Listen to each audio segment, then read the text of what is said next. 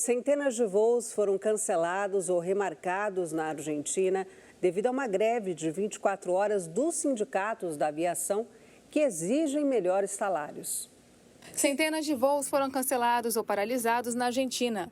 Os sindicatos aeronáuticos realizaram uma greve de 24 horas nesta quarta-feira, exigindo melhores salários.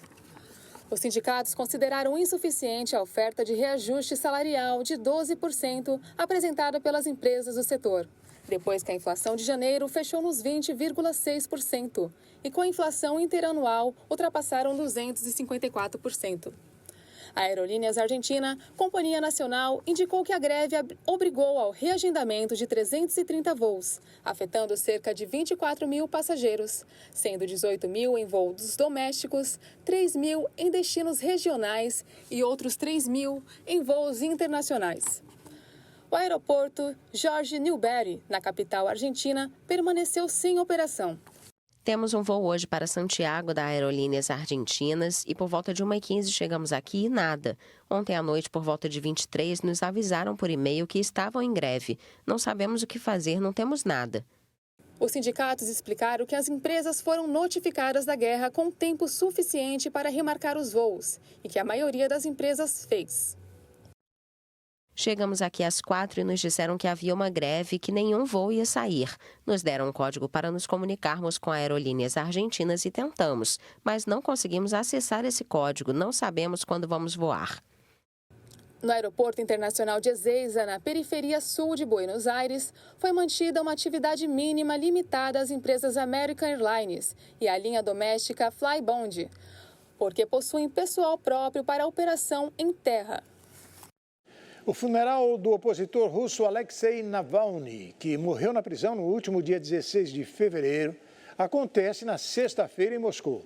A viúva do ativista declarou hoje que teme a repressão policial durante a cerimônia. O funeral do opositor russo Alexei Navalny, que morreu em 16 de fevereiro na prisão, acontece na próxima sexta-feira em Moscou, a quase 20 quilômetros do Kremlin. A equipe de Navalny informou que tentava encontrar um local para oferecer um adeus público ao ativista, mas recebeu várias negativas. Pessoas próximas de Navalny afirmaram que as autoridades exerceram muita pressão antes da definição do local do sepultamento. A esposa do opositor, Yulia Navalnaya, declarou nesta quarta-feira que teme que prisões aconteçam durante o funeral. But first, we spent a week getting Alexei's body. Nós passamos uma semana tentando resgatar o corpo de Alexei e organizando o funeral. Depois eu escolhi o cemitério. O funeral acontece na sexta-feira e não tenho certeza se vai ser pacífico ou se a polícia vai prender aqueles que forem dar adeus ao meu marido. Yulia também chamou o presidente russo Vladimir Putin de mafioso sanguinário e se emocionou durante o discurso no Parlamento Europeu. O principal opositor do governo russo, Alexei Navalny, tinha 47 anos. Estava preso desde 2021 e cumpria 19 anos de reclusão na prisão conhecida como Lobo Polar, na Sibéria, uma das mais severas do país. O laudo médico informou que o óbito se deu por causas naturais. Putin ainda não falou publicamente sobre a morte de Navalny.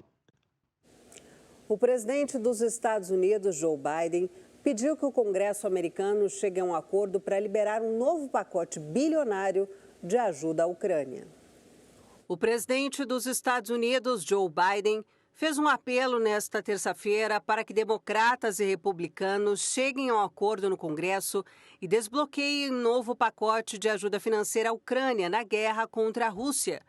Os republicanos condicionam a aprovação da nova rodada de auxílio no valor de 60 bilhões de dólares, cerca de 300 bilhões de reais, à adoção de medidas mais duras para combater a migração irregular na fronteira com o México.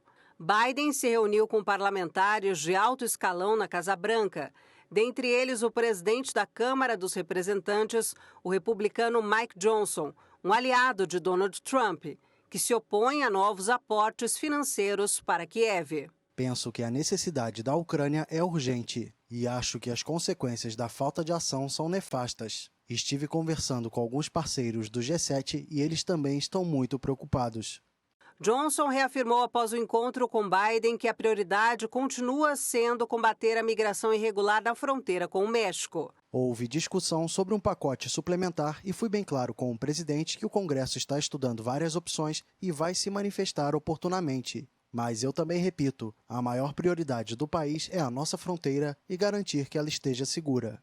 Mesmo com os pedidos por ajuda à Ucrânia, Biden descartou enviar tropas americanas ao país do leste europeu, nem mesmo para treinamentos, segundo informou a Casa Branca nesta terça-feira.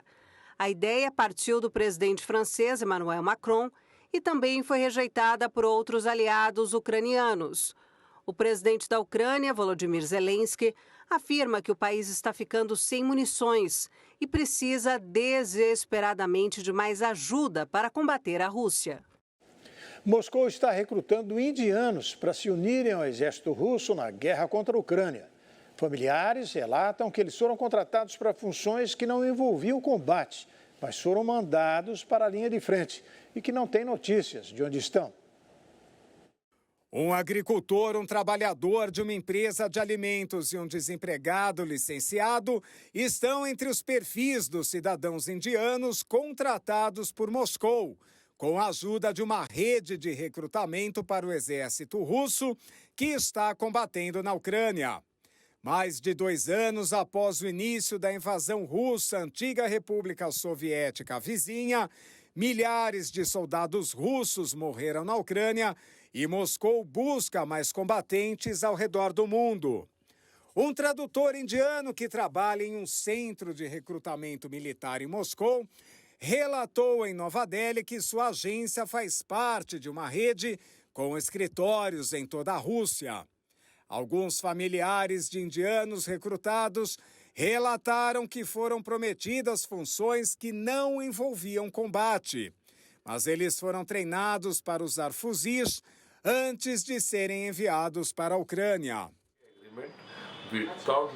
Eles fizeram um acordo sem saber, não têm nenhum conhecimento da língua russa nem do que se passava lá.